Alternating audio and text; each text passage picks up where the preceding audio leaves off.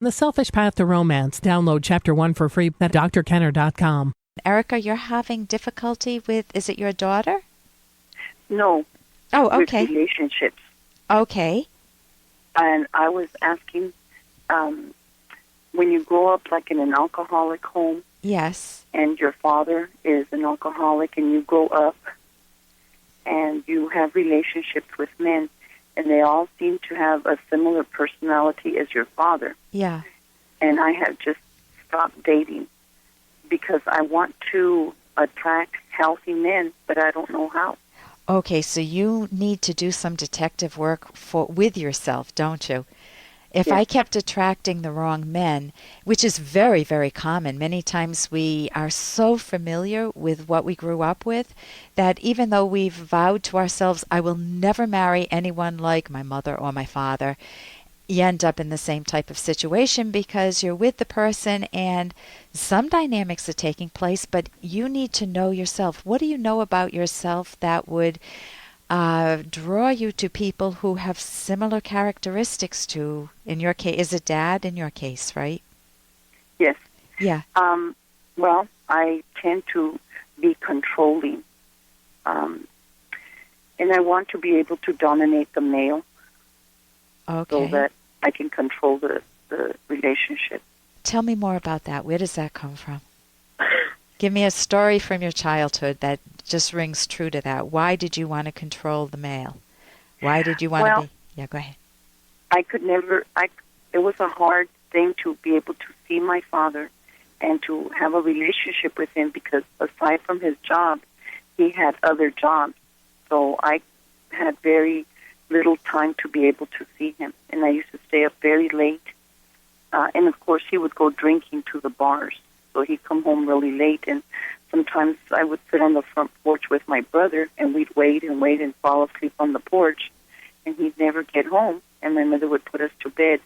So days, weeks would go by before we would actually spend time with him. So very, very sad. You're so hungry for time with your dad as a little kid, and you and your brother shared this, that you would just be going, instead of just writing him out of your life and just saying the heck with him, if he's not valuing us, give up on him. Instead, here's a father who could have had two lovely kids who adored him, and he's making them beg for crumbs of affection. And he's running his own life into the ground if he's drinking and at the bar, and it sounds like he was working. I don't know if he had just a job that he didn't like or a career. So you're saying that it was very sad. So how does that lead to you being in a relationship with a gentleman now and feeling like you need to control them?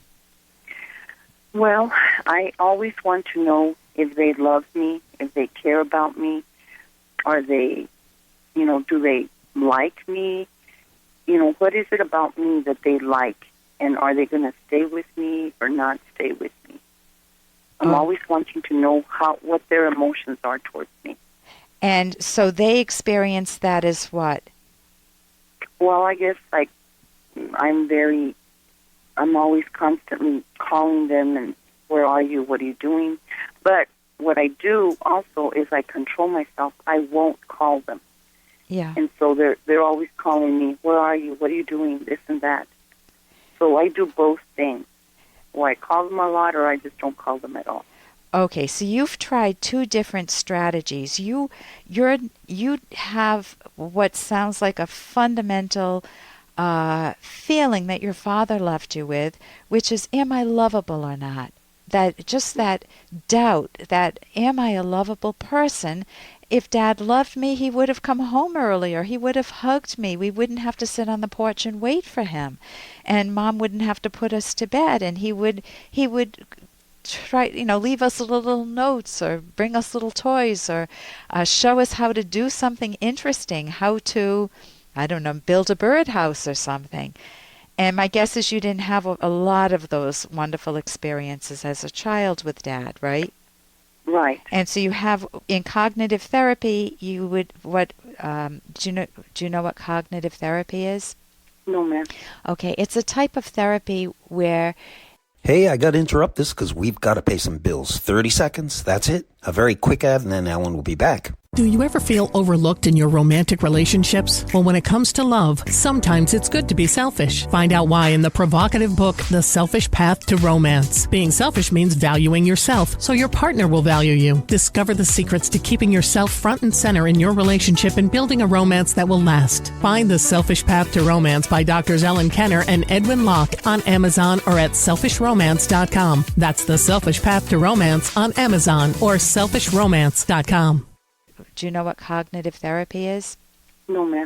Okay, it's a type of therapy where you focus on doing similar to what we're doing here.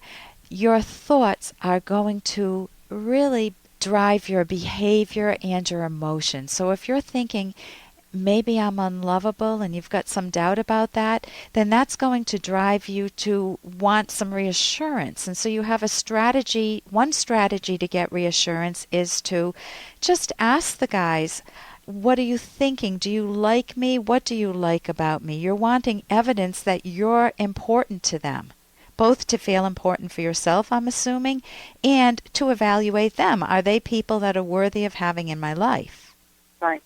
And then it also sounds like you don't trust them. Kind of the theme Right. of is Dad at the bar. And so you have to keep tabs on them. So it's like you're constantly vigilant and you're always on edge feeling, oh my God, what if I get proof that I'm unlovable from them? Yet another man in my life hurts me. And then another strategy you have is almost like throwing up your hands and just playing hard to get. And then they call you, and that gives you some reassurance, but then you feel like a cold person. Yes. So the question to give yourself is, do you love yourself? And if you could collect evidence, maybe 2 or 3 things a day of things that you like in yourself apart from anybody else in the world, Okay. and jot them down in a book to the point where you gain some confidence and a growing conviction that I'm a lovable person. Okay. And Dad should have loved me. I can't do anything about it now, and he's not my issue. My issue is to find a wonderful value in my life, another man who I don't have to play games with. But you need to feel that you're a lovable person. The only person, the most important person to convince yourself is you. Other people can give you feedback too, but fundamentally it's yourself. That's why we call it self-esteem. Then you need to build trust that there are men who are lovable, who don't run like your dad did away from the family. And so you want to collect examples of men who are lovable.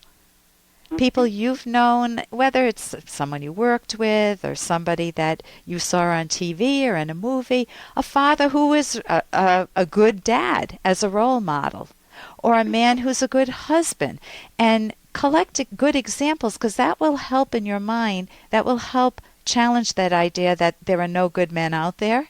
Mm-hmm. You can go to a website, academyofct.org, Erica. Yes, ma'am.